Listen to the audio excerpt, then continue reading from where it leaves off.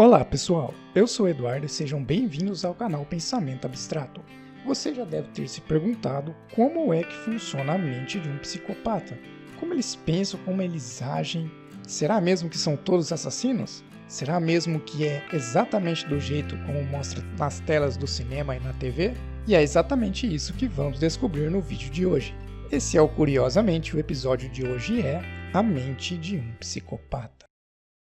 Quando se fala em psicopata, muita gente se arrepia e pensa logo em assassinatos e serial killers. Isso é comum, pois é a imagem como são representados pelo cinema, séries e todo o universo de entretenimento em geral. Sim, existem de fato os psicopatas que gostam bastante de levar a vida ao melhor estilo Hannibal Lecter e Norman Bates, mas são uma extrema minoria deles, ao contrário do que a maioria das pessoas imagina. Mas vamos combinar, o cinema tem ótimos filmes quando o assunto é a psicopatologia.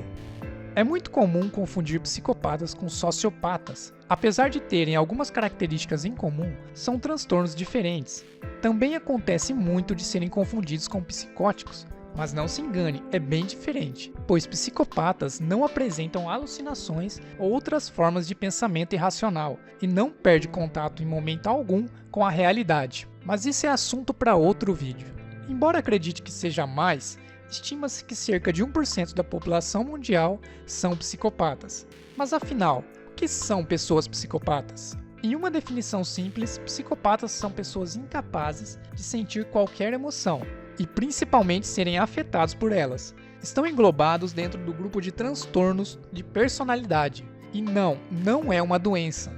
Isso é uma forma de ser que se caracteriza pelo domínio por meio da ameaça, pelo não sentimento de culpa nem remorso pelo que faz, e pela manipulação para alcançar os seus próprios interesses. E tudo isso perante a visão deles é uma absoluta normalidade. Como tudo tem uma origem, os psicopatas não são uma exceção, ou quase isso. Porém, não tem como definir ao certo a primeira pessoa a apresentar esse transtorno. Mas para compreendermos de fato a sua mente, é importante saber quando eles começaram a ser notados pela sociedade. Tudo começou aproximadamente no século XIX, onde alguns criminosos começaram a chamar a atenção de médicos por serem extremamente agressivos e cruéis. Porém, sem apresentar nenhum sinal de loucura, estranhamente não demonstravam emoções alguma. Pessoal, a generalização dos psicopatas a assassinos cruéis é mais antiga do que imaginávamos. Isso intrigava médicos do mundo todo, pois não conseguiam encaixá-los em nenhuma categoria e tinham a necessidade de entender como agiam e pensavam. Philip Pinel, médico e considerado por muitos o pai da psiquiatria, foi o primeiro a dar significado nesse comportamento incomum naquela época. Ele chamava isso de mania sem delírio e dizia que, embora demonstravam comportamentos extremamente violentos, tinham total entendimento do ato irracional de suas ações, mas não podiam ser considerados delirantes. Mas o termo psicopata foi definido de vez mesmo em 1941 pelo psiquiatra norte-americano Harvey M. Klenke, mais precisamente no seu clássico e excelente livro A Máscara da Sanidade, onde ele define 16 características da psicopatia e que elas não necessitavam estar todas presentes para o transtorno ser diagnosticado. Também foi pioneiro em separar os psicopatas exclusivamente a relação com a criminalidade e a associou ao estudo do comportamento e da personalidade. E como funciona a mente de um psicopata? As pessoas com esse transtorno antissocial andam lado a lado com a indiferença. Dentro da sua mente não existem emoções, inclusive muitos são assexuados, não é mesmo, Dexter Morgan? Please, say yes. Eles até procuram entrar na mente das pessoas e tentar imaginar o que elas pensam, mas nunca conseguirão chegar a entender como eles se sentem. Se visse um psicopata na sua frente, iria achar estranho seu comportamento, mas saiba que para ele nós somos os estranhos. Isso mostra o quanto a normalidade é algo relativo. Um psicopata se relaciona socialmente ou intelectualmente, mas na mente dele sempre encara as pessoas como objetos, ou seja, retira do outro seus atributos humanos, já que é ausente de um dos principais atributos humanos, as emoções.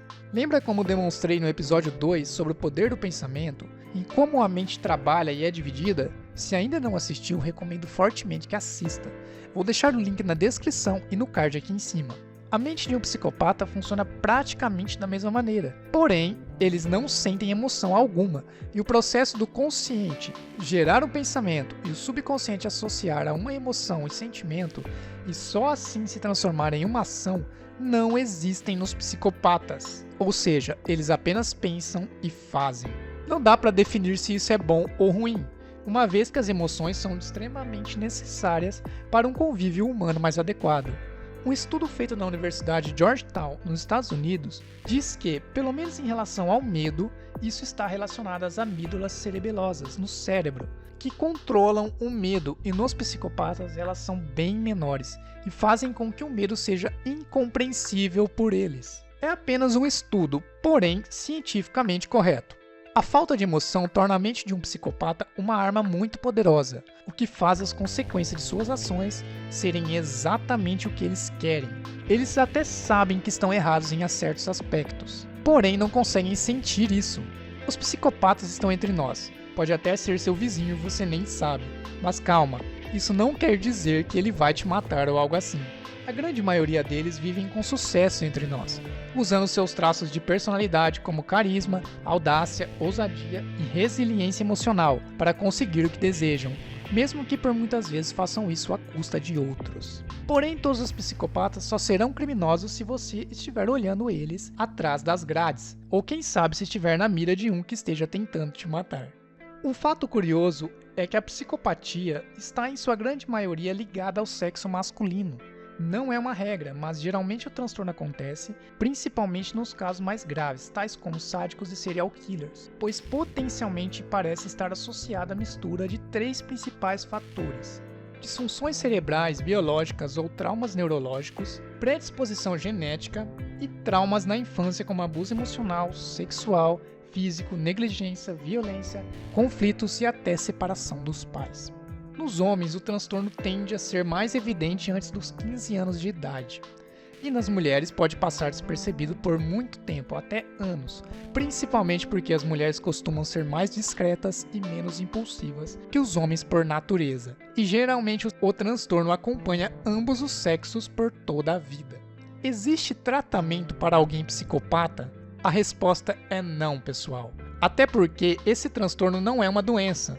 No máximo, a psicoterapia poderia fazê-lo, talvez, compreender que se não respeitar as regras sociais poderá ser punido, mas não desenvolveria nele esse sentimento.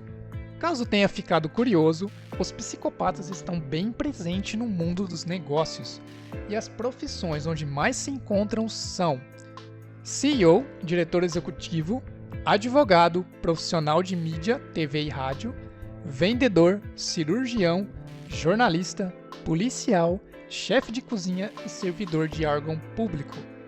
Por fim, pessoal, em vez de ficarmos classificando todos os psicopatas como assassinos, lembram do efeito halo?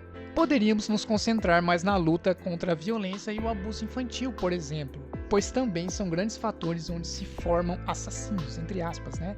Talvez, se isso fosse algo inaceitável e não uma questão particular sobre como educar seus filhos, provavelmente teríamos menos assassinos no mundo. É apenas uma ideia, uma opinião, talvez um pequeno passo de muitos. Existe psicopata assassino, agricultor assassino, empresário assassino, rico, pobre, etc. Enfim, o ser humano é capaz de muita coisa, e isso não está apenas ligado a um transtorno de personalidade. Vai muito além disso. Uma vez alguém me disse: o que nos difere de um animal é apenas a capacidade de ser racional. Será? Agora eu quero saber de você. Na sua opinião, existem pessoas más por natureza? Diga o que pensa sobre isso aí nos comentários abaixo. Eu vou ficando por aqui e muito obrigado mais uma vez por ter me assistido até aqui. Se você gostou do vídeo, não deixe de clicar no gostei e se inscreva no canal, isso é muito importante para continuar me ajudando a produzir conteúdo interessante para vocês. Um grande abraço e até a próxima. Tchau!